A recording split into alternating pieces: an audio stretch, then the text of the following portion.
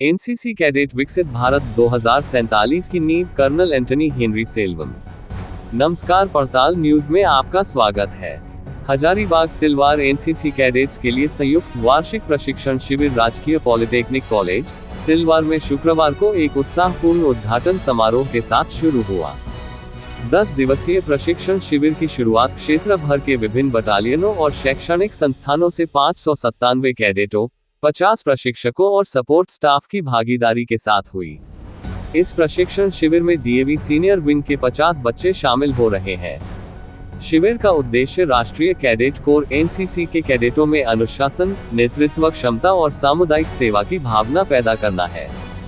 उद्घाटन भाषण 22 Jharkhand battalion NCC के commanding officer colonel Antony Henry Selvam ने दिया। अपने भाषण में उन्होंने राष्ट्र निर्माण और व्यक्तिगत विकास में एनसीसी प्रशिक्षण की महत्वपूर्ण भूमिका पर प्रकाश डाला।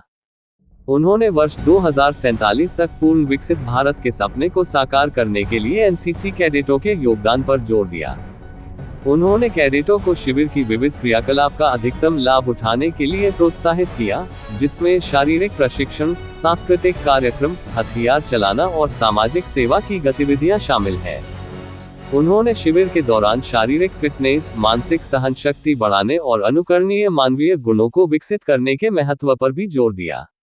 उद्घाटन समारोह में शिविर कार्यक्रम का अवलोकन, प्रशिक्षण कर्मचारियों का परिचय और एक प्रेरक सत्र भी शामिल था, जिसने कैडेटों को ऊर्जा और प्रेरणा प्रदान की। प्रतिभागियों में शुरू से ही उत्साह और प्रेरणा की प्रबल भावना स्पष्ट रूप से दिख रही थी। कार्यक्रम में अनुशासन, एकता और देशभक्ति का एक आदर्श मिश्रण दिखाई दिया। यह संयुक्त वार्षिक प्रशिक्षण 10 मई 2025 तक जारी रहेगा, जिसमें विभिन्न प्रकार के प्रशिक्षण सत्र, प्रतियोगिताएं और आउटरीच कार्यक्रम शामिल होंगे। इन गतिविधियों से जिम्मेदार, सक्षम, राष्ट्रभक्ति और पूर्ण रूप से विकसित भविष्य के नागरिकों को आकार देने में मदद मिलेगी।